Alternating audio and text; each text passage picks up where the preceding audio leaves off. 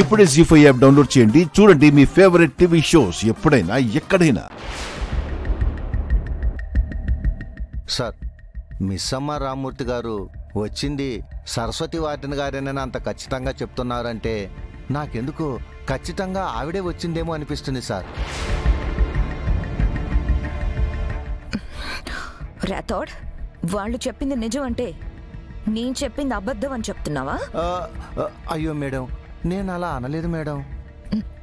ఇంకెలా అన్నావు? అయినా ఇంకోలా అనడానికి ఏముంది చెప్పు.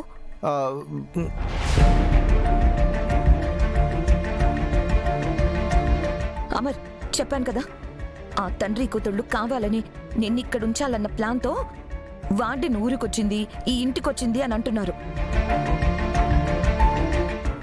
కావాలంటే మంగళని అడుగు. చెప్పు మంగళ. అవునండి, ఎందాక మీరు ఫోటోలో చూపించిన ఆవిడ ఈ ఇంటికి వచ్చిన ఆవిడ ఒక్కరు కాదు,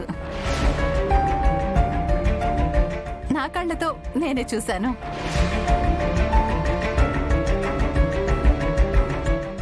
విన్నావా అమర్?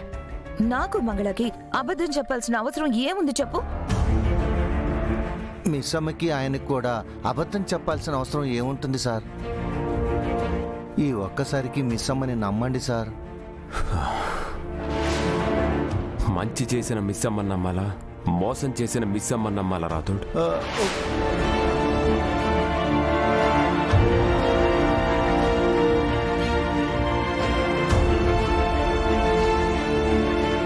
సార్, ఒక అబద్ధంతో ఇంట్లోకి వచ్చింది, ఒక మోసంతో 6 నగలు మాయం చేయాలనుకుంది, ఇంకొక మోసంతో నన్ను పెళ్లి చేసుకుంది. ఇప్పుడు ఇది కూడా మోసం కాదని గ్యారంటీ ఏంటి? వాళ్ళు అనుకున్నట్టు నేను ఇక్కడే ఉండడానికి వాళ్ళు వేస్తున్న ప్లాన్ కాదని నమ్మకం ఏంటి? అవన్నీ తెలియదు, కానీ మిస్సమ్మ చెప్పింది అంటే అది నిజమేనని నమ్ముతాను సార్. ఎందుకంటే అది నిజమైతేనే మిస్సమ్మ చెబుతుందన్న నమ్మకం నాకుంది సార్. అయినా ఈ విషయంలో మిస్సమ్మకు ఒక ఛాన్స్ ఇవ్వడం న్యాయం అనిపిస్తుంది సార్.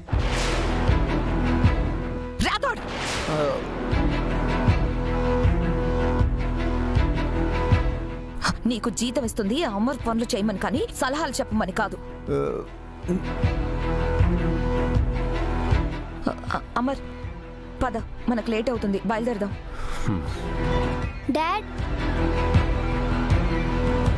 తాతయ్య వాళ్ళు వచ్చేదాకా ఉండి వెళ్దామా డాడ్?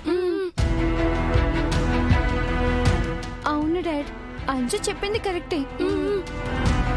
ఇంతసేపు ఉన్నాం కదా, వాళ్ళు తిరిగి వచ్చే వరకు ఉందాము.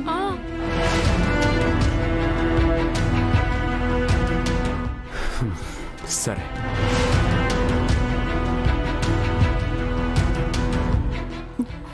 అమ్మో, ఇప్పుడు గాని వార్డెన్ తండ్రి కూతుళ్ళకి దొరికితే మనోహరిని బాబు ఇప్పుడే జైలుకు పంపిస్తాడా? ఈ మనోహరి ఒంటరిగా మునిగిపోకుండా నన్ను కూడా ఖచ్చితంగా ఇరికిస్తుంది. అలా జరగడానికి వీల్లేదు. ఏదో ఒకటి చేసి ఆపాలి, కానీ ఎలా?